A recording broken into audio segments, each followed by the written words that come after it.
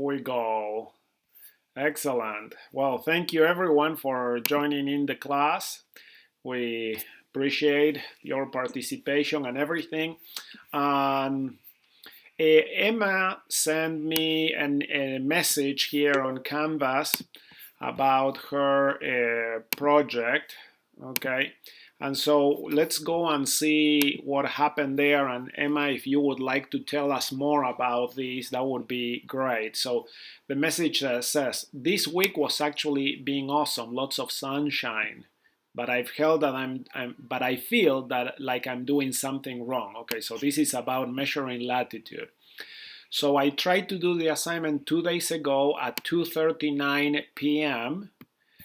and my result was 38.5 inches. Okay, so what is that, 38.5 inches? Was that the length of the shadow?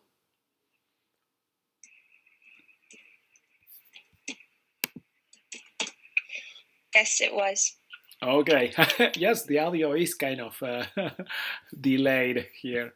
All right, so um, so what was the length of the measuring stick?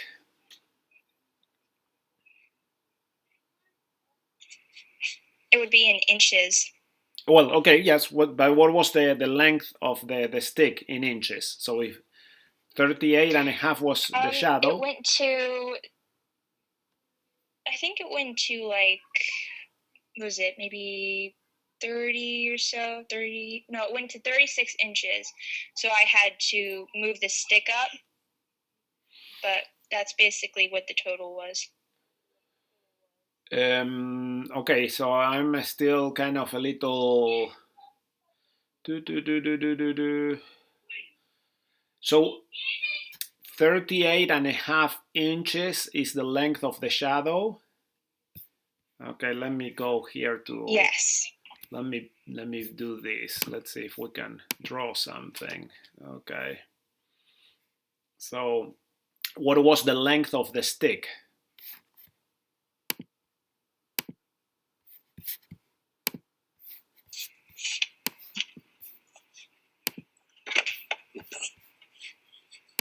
The length of the stick was shorter than.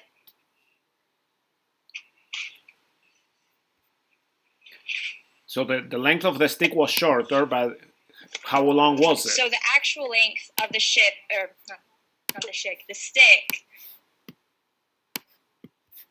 The stick was 36 inches. Okay. So 38.5. Okay. Ooh. And then the stick was 36. So it's slightly. Oh, now I know what you're talking about. I did not measure the pole. Oh, you have to. Okay. So because what you want. I did not. Okay, so remember that this is trigonometry. So what we want is to be able to measure this angle. Okay. That is the objective, is to measure the angle here, and we need to do it by finding the relationship between the adjacent side to the angle over the opposite side, which is called the tangent. Okay, and so we divide one number, divided the other, and that gives us the tangent of that angle, which is a relationship of a triangle. And then we do the inverse relationship, which is the tangent. Okay, in the calculator usually is tangent to the -1. Okay, and that is going to give you actually, right, the degrees of this angle here. All right, so that is what we are trying to do. So that is what is going to give you the latitude. Okay, so the length of the shadow is always proportional to the length of the stick. All right, and so that is what we are trying to find. Does that make sense?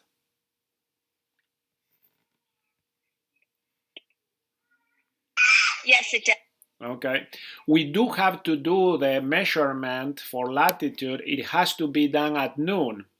Okay, so doing it at 2:39 p.m. it is a problem, all right, because now we don't have the sun at the zenith or at the highest point, so the sun already kind of starts going down, and so the problem with the sun going down is that now, so when the sun is at the zenith, it's going to give us a particular angle that is kind of what we are looking for.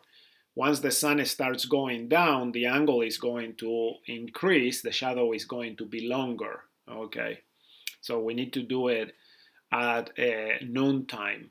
Okay, to be very precise, if you wish, noontime is not 12 p.m. All right, it really depends on where you are at. Noontime is really when the sun is oriented north to south in your location. Okay, and I'm going to shoot a video for next week's class that I'll have you see. The one that on my third try at measuring longitude, and that is also going to help you find out when is noontime at your location. Okay, so we'll try to do that. Mm-hmm. All right. So does that make sense? And the website, oh, sorry. Mm-hmm. Go ahead. Yes. I was about to say that the website that you listed, doesn't it show you what noontime is that day? Isn't that right? Like when it's a solar noon? Yes, that will show you also. Mm-hmm. Yeah. So we would use that. Yeah, you can use that, okay, or you can use, try to find the measurement on that. But yes, you can certainly use that, and that would be your time at noon. Okay. Hey, the reason why 12 p.m. is not noon time in your place is because the time zones are relatively thick. Okay. So for example, here I'm in Utah, in mountain standard time, but the time zone goes all the way from East Colorado all the way to, I think that is Nevada, all right? So it's a huge, huge width, really. And the sun actually is at noon at every single location at one specific time. That is the noon time that we need to find out. Particularly here in Saratoga Springs in Utah, noontime is at 1:28 p.m. Okay, so it's 1 hour and a half almost from actual noon. All right. And it would be different for every single location. Wherever you are, you need to find out what is the noon time. Okay, and then you do that metric, that measurement there at noon. Is that all right? Okay. Sounds great. Great, excellent. Hi, Madeline. Thanks for showing also on the webcam. Okay.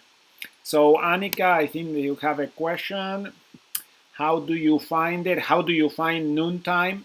So I'm going to, Emma basically mentioned that in the website that I put there in last class, in the previous class, it also tells you that when is the sun at the zenith, okay, which is at the highest point, all right? Also, I'm going to shoot a video that I've been just doing now. I've just finished shooting, but I need to do all the editing and everything and put it for the class next week. So next week, both for the science class and the geography class, we are going to have something different. I am not going to be in class because I'm going on a family vacation to Disneyland. Okay, so the what I hope to do is I'm going to prepare some videos and some materials for you to watch during the time of the class. So instead of doing GoToMeeting, you would look at the materials there in the lesson and everything. If you have things to do as a group in the project, you can use the time also to do your own GoToMeeting meeting, okay, and work on the next part of your project. Is that all right? Okay, so I'll be sending more details on that through announcements. Okay, yeah, that I'm really excited to see that. Okay, so to measure latitude, to find out the mathematics that you need to do the tangent, look at the video again from last week, all right, where I explained how to do the math there for finding the latitude, okay? But yes, one thing that I don't remember if I mentioned is that you have to do this, in order to do it precisely, you have to do it at noon. Okay. And of course, there is going to be some error. Okay, I hope that you understand and get comfortable with that. Okay, a science, all right, any science, whenever you do practical measurements and actual measurements of anything, you are always going to have some error. That is always expected. In fact, if you don't have error, that is actually kind of suspicious, actually, because you would expect that there is going to be error in your measurement or lots of different factors that affect your metrics. Okay, so that is an important thing to understand. So errors are fine whenever you are doing science and you measure things. Whenever you are measuring actual things, errors are okay. They are expected. Okay. When you are doing mathematics, then errors are not okay, because in math we are trying to calculate things, following formulas, finding the exact relationships, and so on. And so we wouldn't expect errors, right? But whenever you are doing things that involve actual measurements of anything, you need to expect and welcome errors in the measurement. Okay? All right. So there we go.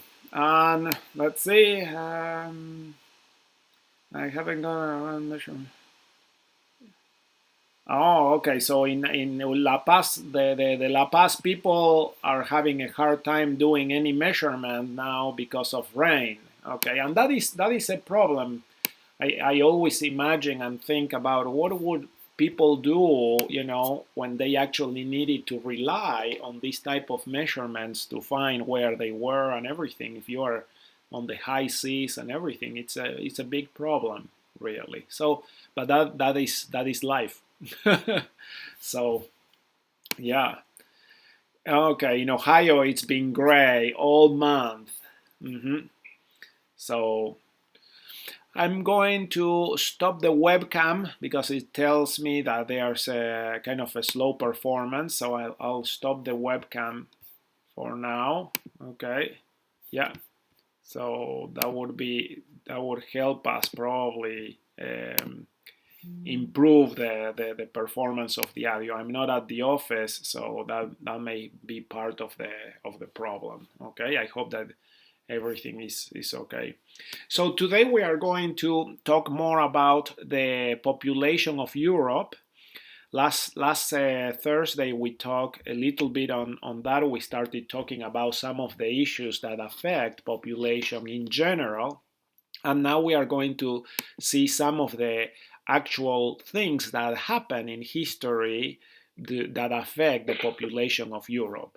One of the factors was the migration of European peoples to the American continent. Okay, so the American continent, once it was discovered and colonized, it really was a place where people escape for various reasons the problems of Europe and always try to find new things, new opportunities here in America. And this was something that happened all throughout the American continent, not just America as a country, but all throughout the American continent.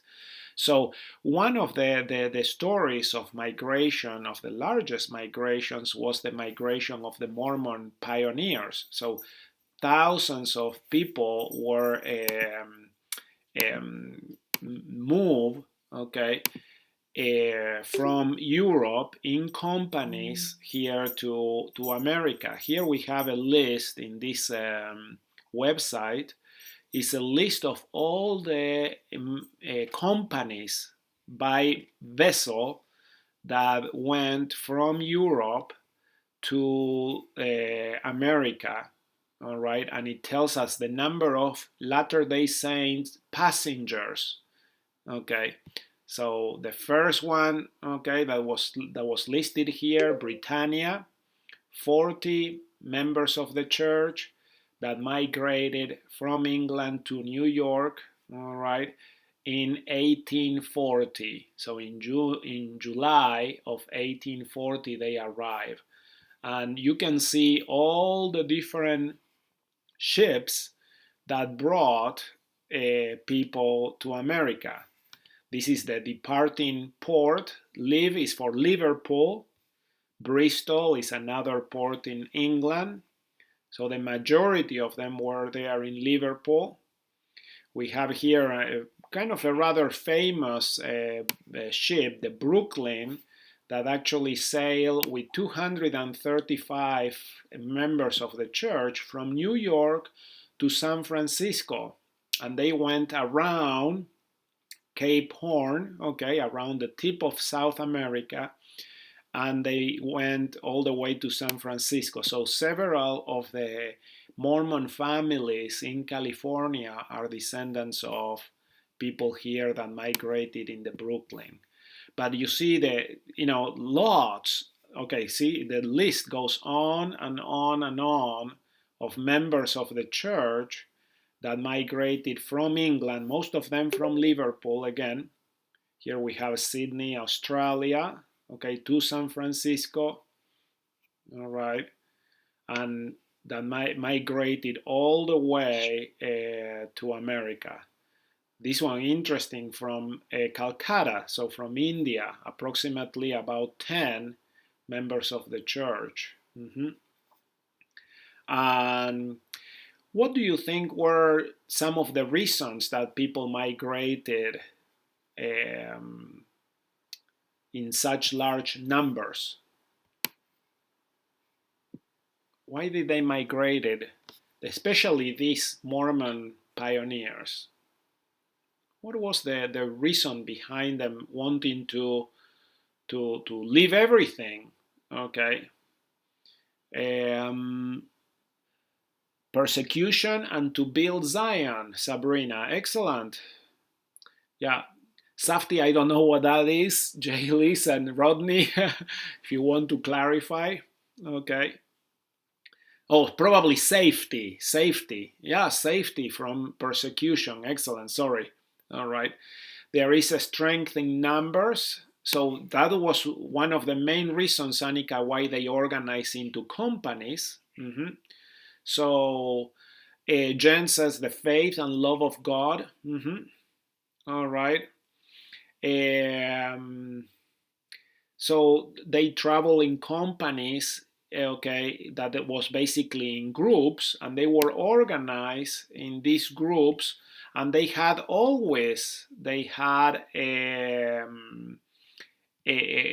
company captain, all right, someone that was in charge of the company, okay. So this was a huge movement of people, really. a lot of members of the church can trace their lineage to some Mormon pioneers, especially to people that came in some of these vessels, all right, from Europe to America.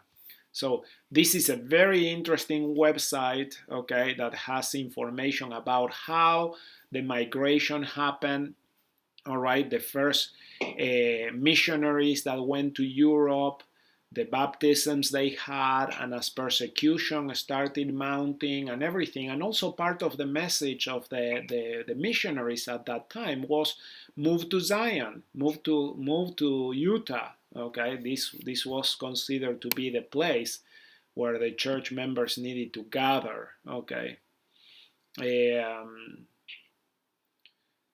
Oh, okay. Let's. Yeah, this is a very interesting site. I'm going to put it here in the lesson so you can read that, okay, and get more information actually about this migration.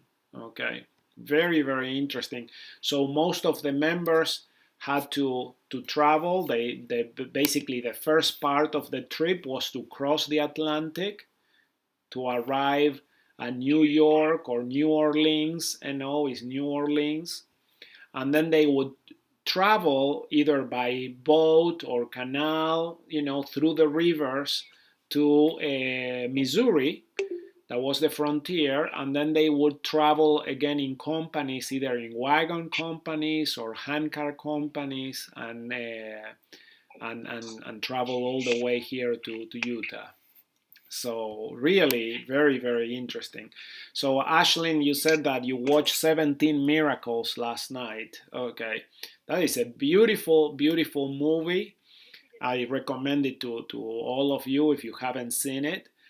Um, it is all the stories there are true stories. Okay, they may not have happened all to the same company or but they all happen really. So these are all documented true stories. It was really interesting, and something that I found about that movie was that all the extras in the movie that play the part of the pioneers were actually descendants of people that were in the Martin Harris company, okay, in that particular company. So they all play their own,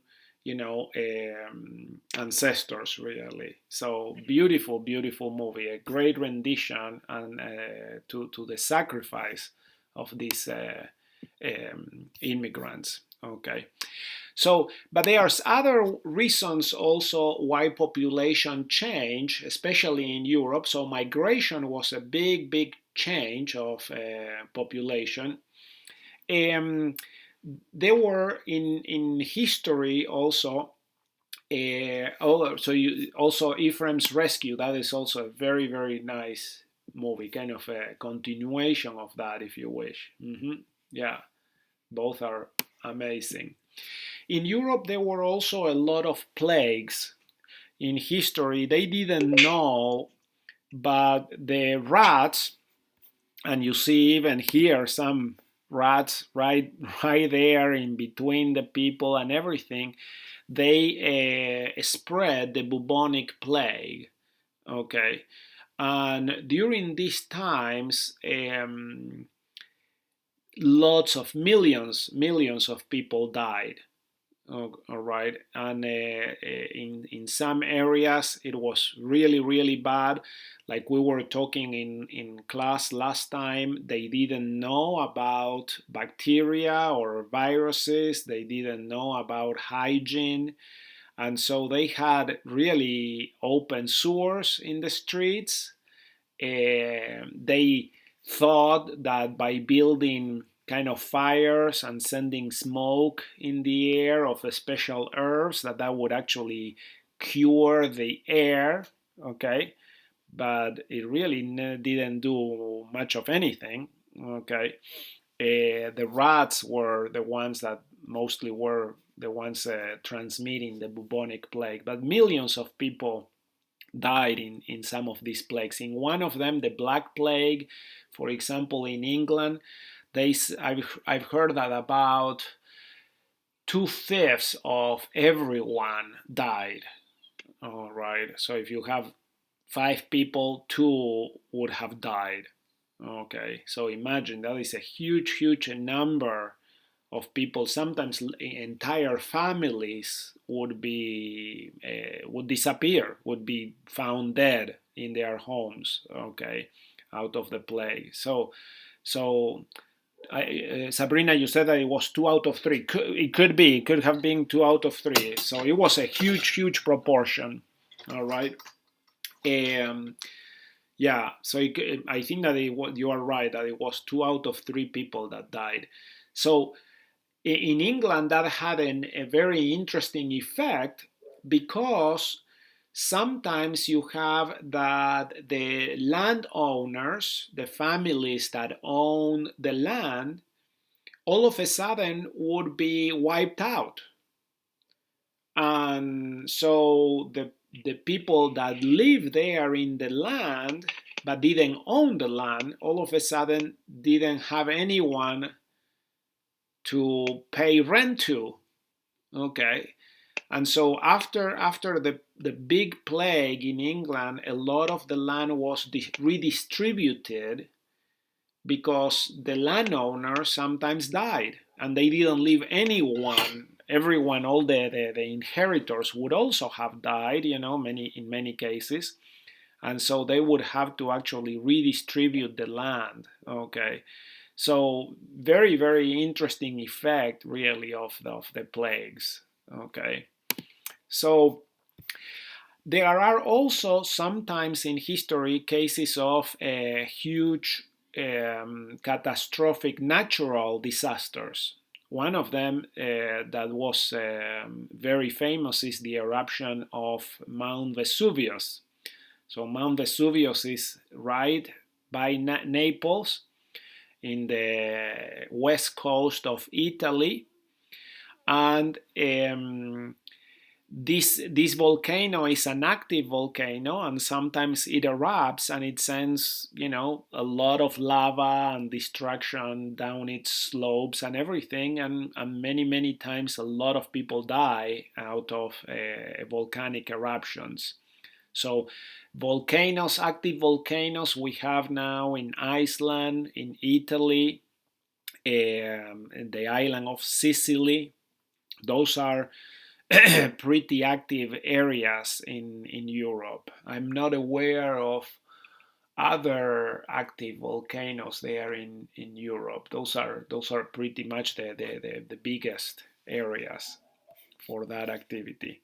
But so natural disasters also sometimes affect the population. One case of those was actually pretty recent, where we had in 2003 a heat wave.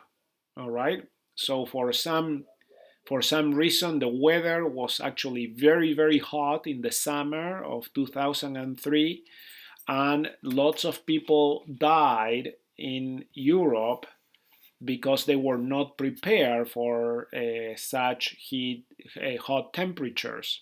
All right. So here we have, for example, in France, 14,800 people died during the summer of 2003. Okay. And the temperature was, 104 Fahrenheit. That doesn't seem to be that high. All right. In Portugal, you have 2,100 deaths. The temperature 118, so that is actually very hot. But why do you think that there are so many people that would die in these areas all of a sudden? 104 is kind of a temperature that you would expect like in Texas or Arizona. All right, but what's the difference there? Why would have been so devastating in Europe to have such hot temperatures? Mhm. So yes, it probably was a They lot of. probably died mostly because of dehydration. People would get dehydrated, that's right, okay. A lot of the people that died were also sick, elderly, they couldn't get enough water, all right. Also, part of the problem is that in these countries in Europe, remember when we were talking about the climate of Europe, that we said that Europe has a very temperate climate? Annika says they may not have known how to deal with the heat. That is probably the best case, really, the best answer. I mean, the worst case, really, but that is the issue. So, what was when we were talking about the weather of Europe? What is the meaning of temperate?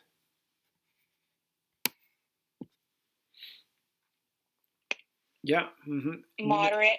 Moderate, yeah, mild, regular. Okay, excellent, good. You got that. Very, very good. So Abigail is right. Most of these places, because the climate is temperate, is mild, normally, they do not have air conditioning. Okay. So a lot of people would just suffocate and die of dehydration in their own homes. All right, so they were not prepared for that. So for example, now they didn't know how to deal with that constant hot weather. So that is a problem when you have a sudden change in weather in a place that you are not prepared. They would get overheated. So this is, what is it called? There's a special name for that. When you get overheated, a heat stroke. Okay, I think that is. So Annika says we learn in Finland. Let's see. Where it gets pretty cold, there is not such things as bad weather, just bad preparation. Very good. Yes. Bad preparation. So if you are already expecting bad weather, because the weather is always pretty bad, okay, like in Finland, it's always pretty cold. So then you are better prepared, okay. So hyperthermia, that would be also a term for overheating. Okay, hypo is under, hyper is over. Okay, so overheating, that would be the kind of fancy way of saying it. But yes, this happened in 2003. So could that happen again? Yeah, it could happen again. It could happen any summer. So we need to actually be prepared for both cases. Okay, all right. When it gets too cold, it's hypo with O. Okay, hypothermia. Yeah.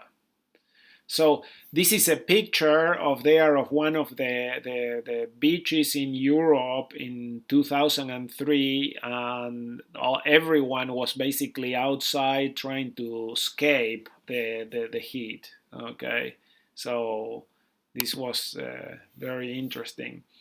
Here I have another case of a natural disaster, something that happened in 1908. So about a little more over 100 years ago, there was a very big earthquake, magnitude 7.1, in Messina, Italy. So right there in the area between Italy and Sicily. Okay, so that was the epicenter of the earthquake, and it basically affected all this area. A very large earthquake, and caused a lot of destruction to many cities. Okay, so it says also that it caused a tsunami. So that is usually when you have the earthquake is followed by waves that basically overflow the normal bounds of the ocean.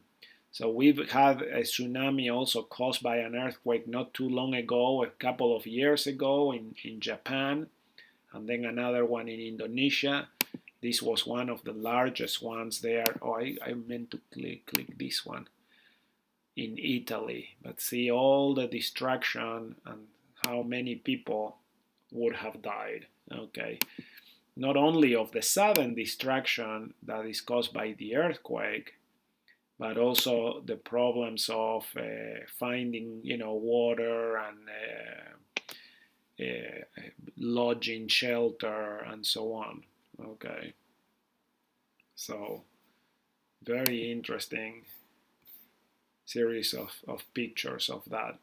So we have that sometimes the changes in population are catastrophic, they are sudden, and other times they are slow, all right? So whenever there's natural disasters, usually that is a catastrophic change. Here we have another example of the Great Famine of Ireland. So the Irish famine in 1740 to 1741. About 1 million people died of this famine. What happened was that a lot of the poor families in Ireland relied on potatoes for their sustenance. And there was a potato blight, okay, so a pest that affected the crop of potatoes for a couple of years. And so literally 1 million people died because of that famine. And so it says that the population of Ireland fell by 20 to 25% due to mortality or emigration, that people would actually go somewhere else. Yeah. So this was one of the times when a lot of Irish immigrants came to America. So many people that nowadays, that if you trace your lineage back to Ireland, they would have been coming during that time. Okay. So really sad that, but that is kind of so. Let's see, Sabrina says they were eating the potatoes because they were forced to send all the other food they were growing to the English. So I didn't know. Most of the times what happened was that these families would live on the land and work the land, but they didn't own the land. And so the landowners were the ones that decided who would get the food and where they would send the crops and so on. Okay, so, but really a very sad event. So wars are other reasons for changes in population in Europe. Here we have a list of wars in Europe, okay, by their date, kind of the source of when they happen and everything, and the number of people that died during those wars. So the Crusades that lasted, there were several Crusades, so almost 300 years, 200 years of Crusades, 3 million people. That is a lot of people being involved on that. Okay, so, and you can see this list of wars and the number of wars, witch hunts, okay, and how many people are estimated that died during these conflicts. So these are also kind of sudden, if you wish, all right, wars, but sometimes they last for a long time, and so there's massacres that last for many decades, okay, that happen in this type of conflicts. So not very good really, but this is part of the history. Here I have an interesting map, all right. So Ashling asks, weren't the Crusade wars over religious stuff? And Sabrina says it was the freeing of Jerusalem and they lost to the Arabs.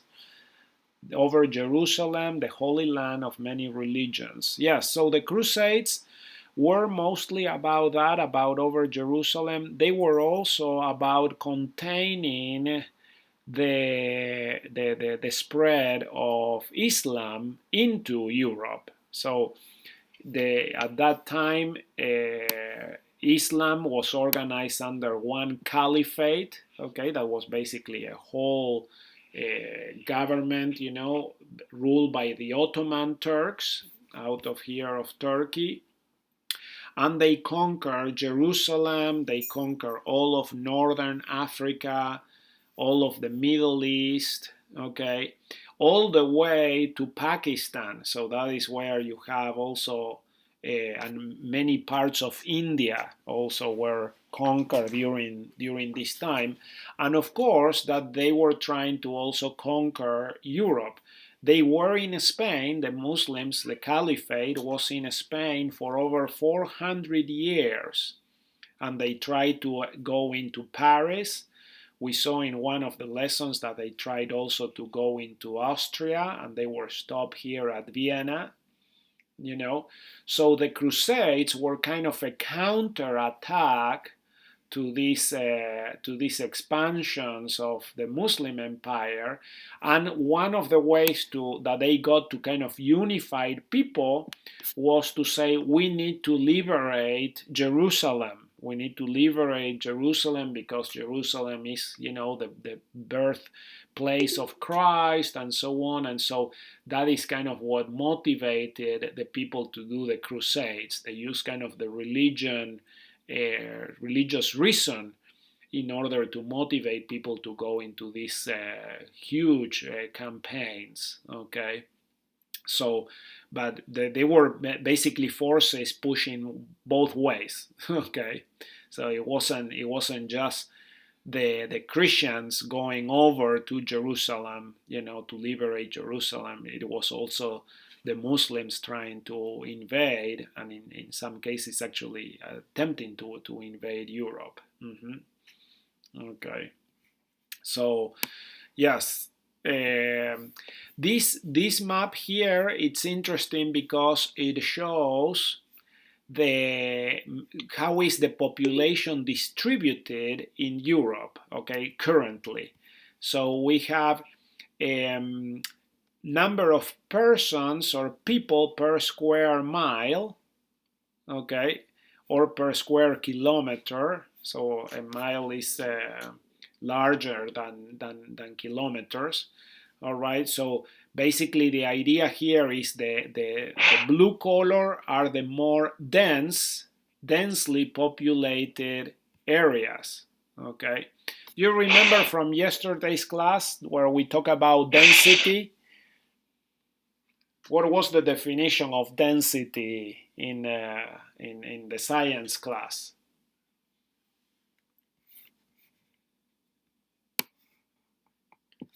What was the definition of density? I guess it was like the compactness of a substance. Excellent, yes. So also Sabrina says the amount of stuff in a certain area, how much stuff is packed in one spot. Okay. Certain amount of matter in a certain amount of space.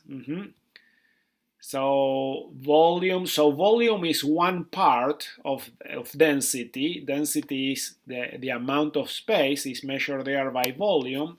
So we said that it was weight, okay, over volume. Okay, so that gives you the density of something. All right.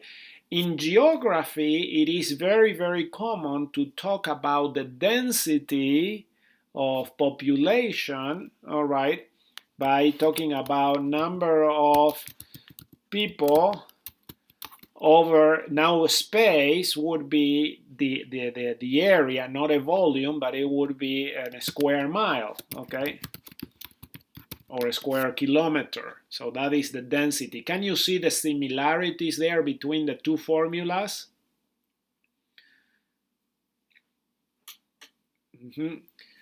So you have there that, like people said, is stuff, the amount of certain stuff in an area or a space. All right, and so there you have that in one density is weight over volume. In geography, it is number of people over square mile. Okay, so that is a very common thing to look at when you look at maps. Many times they talk about density maps. There are other types of density maps, so this would be a population density. Okay, sometimes there may be maps that talk about the density, let's say, of income per person, per capita income, and so you could have a map also indicating which areas of Europe or the world people make more money in that area. So that is another way of looking at these maps. Another way would be to look at the crime rate per square mile. Okay, so you see there are many different ways of organizing information into this type of maps. So here we have the areas where there's more people more densely packed together, and you see that corresponds to the large cities really of Europe. Okay, even the cities, you have the larger dots is a city over 2 million people. Okay, and then the smaller dots are cities between 600,000 to 2 million. So there you have the largest cities of Europe. And of course, those cities are usually very, very densely populated. Okay, so the whole state of Utah has about 2 million people. Imagine packing all those people into just one city. Okay, one city that maybe would be the size of Salt Lake Valley. Okay, no larger than that. So Netherlands is, Haley, yes, Netherlands is very, very densely populated. All right, and that Netherlands, Belgium, Luxembourg, okay, very densely populated areas. Let's see, here we have a map, a chart showing the world population and growth rate. We talk about that. Haley, you mentioned that Mexico City has 18, not a billion, it's 18 million, okay? 18 million people, yes. So Buenos Aires, the city of Buenos Aires, I lived there for 2 years before my mission. The city itself has 9 million people, and the suburbs, which are basically other cities, the metropolitan area of Buenos Aires has 24 million people, really. So huge population and very, very dense. Okay, the houses are one right after the other. Lots of people live in apartment buildings. Okay, so the construction starts going vertical, so very different experience for me to come now here and live in Utah. I feel like we are always kind of out in the open. We saw this website before, okay, also about the world population, kind of a counter. I don't know exactly how they keep updating this, but it's interesting. Yeah. It's hard when the letters are right next to each other. Yeah. Yeah, that's right. Million and billion. Okay, I don't see this one. Let's see. Okay, let's see if we can reconnect on this. This is an interesting video that I'm going to put the link of the video in the lesson, in the presentation, and it is a video about the history of the church in England. Okay, so England had a very, very interesting history of the church, and here the church has produced a video showing that. Okay, wow, I'm wondering if I'm even online. Can you hear me fine? Okay, so let's see. Annika says, all right, yes, all right. I lived in Mexico. Okay, in Mexico City, we had to leave because my mom got asthma from her allergies and the smog. I love New Hampshire open spaces. We have to live in bigger and bigger cities because of my dad's jobs. Yeah, that's right. So if he always probably has to go to the capitals of the different countries and so on, and so that is very tough.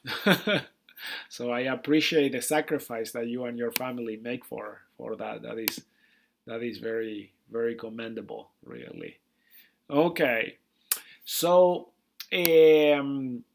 now in the next lesson, so this was lesson 18 in the geography class. In the next week, like I mentioned, we are going to I'm going to prepare some videos and some materials, okay, and I'll let you work on the projects. And the assignment for next lesson is going to be the country report on population. Okay, so if we go, let me see if we go here to the modules. All right, here we are. We did this lesson last time. Today is not the languages, population. Okay, this seems to have changed all of a sudden. Holy cow! Okay, because we haven't done the language yet, have we? Okay, this is interesting, to say the least. Okay, my connection seems to be kind of crazy, but anyway, so we were doing the population. So I'm going to have you do the population country report. Okay, and again, I'm not sure how this has changed or why it has changed, but remember the country that you have chosen to study during this year. What I would love for you to do is to also find and do in your own, okay? Now I cannot show it, everything is kind of skiwampas here on my computer. But what I would love you to do is to do a density map of the country, okay? To find out what are the largest cities, the more densely populated cities, and put them there in a map, and also write a little history of the population of that country, how population has grown or diminished during the different periods of times. Okay, so and mostly density is not in the United States, so we are doing the geography this year. We are doing the geography of Europe, so that is why we are concentrated in Europe.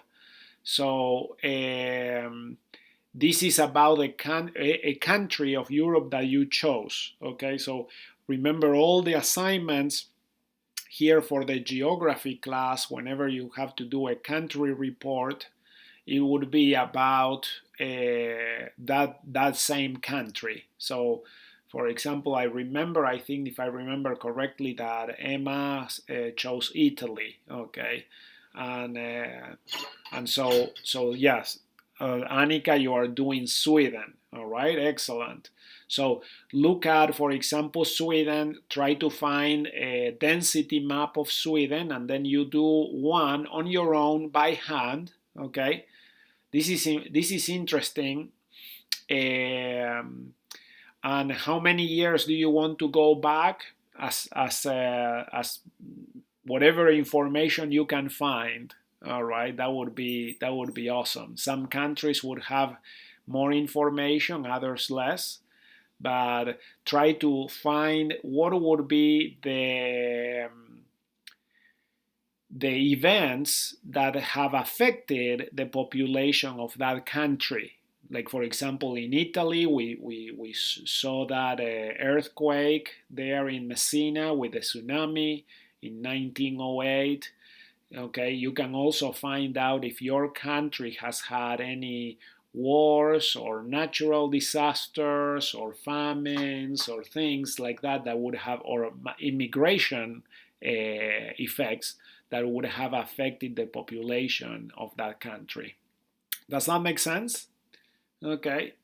Now, in closing, I would like to talk a little bit. We talk about the Mormon pioneers and how they migrated to different areas. Okay, my safari is completely gone there. I don't know what is going on here, but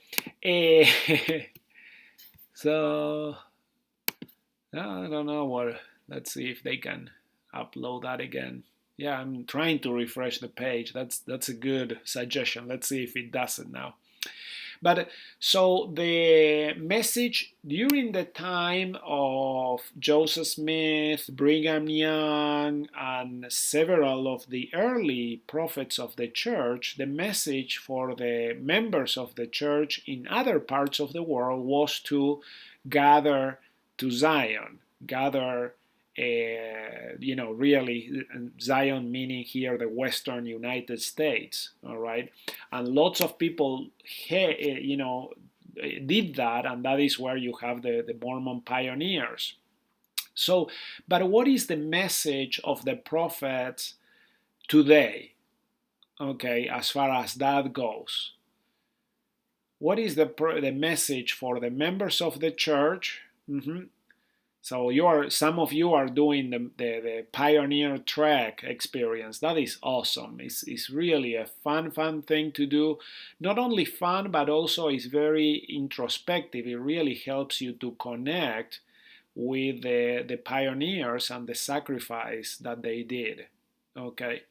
So Emma says that now the message is to stay and grow the gospel in your home, in your own homeland. That's right. So the message now is to hasten the work, to improve, but to make Zion wherever you are. So the message really for the members of the church in Africa is stay there in Africa and build Zion there, build the church there in your location. Okay, so that is actually now the thing that we need to do. So many times we need to always pray and be willing to go wherever the Lord wants us to go, okay, or to stay wherever the Lord wants us to stay. Does that make sense? So that is a very important change, really. So let's see, some people are still commenting on the pioneer track, okay, and it's really a great experience. So I did that a few years ago. I went and my wife and I were the cooks for our ward company. So my wife and I and another couple, we were called to be in charge of the food and cooking for everyone. And it was really a great experience, and it helped me appreciate really the great sacrifice that the pioneers did, because we were there for we were there just for a couple of days, and we had a ton of food. Okay, and I cannot imagine how the pioneers did it with so little over so long and cold circumstances. Many of you are commenting on the hymn, all right, and that is precisely really where I get that. I'll go where you want me to go, dear Lord. Very, very true. Over mountain or plain or sea, I'll say what you want me to say, dear Lord. I'll be what you want me to be. Sometimes it's not that easy, but that is really, really what we need to have in our hearts is to be always willing and ready to go, to do, and to be what the Lord wants us to be. I really love that hymn also. Okay. Well, thank you very much for your time and attention, your participation in the chat. We didn't have a lot of the webcam today because of the bandwidth, but I think that we still were able to participate very, very well. We have an active conversation on the chat. Okay. Um, Annika, do you have or Sam, do you have a microphone there available? Would you like to offer the prayer to close the lesson? Okay, let's see.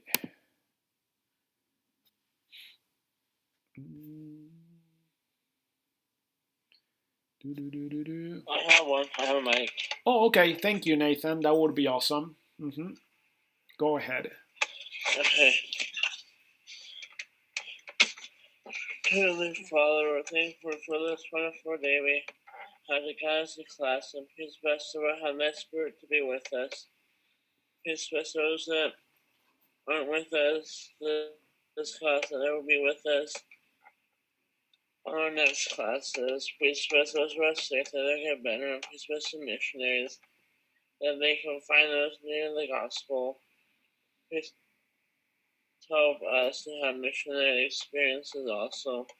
We know all things come from thee. In the name of Jesus Christ, amen. Amen. Thank you very, very much. Okay. Thank you for that prayer.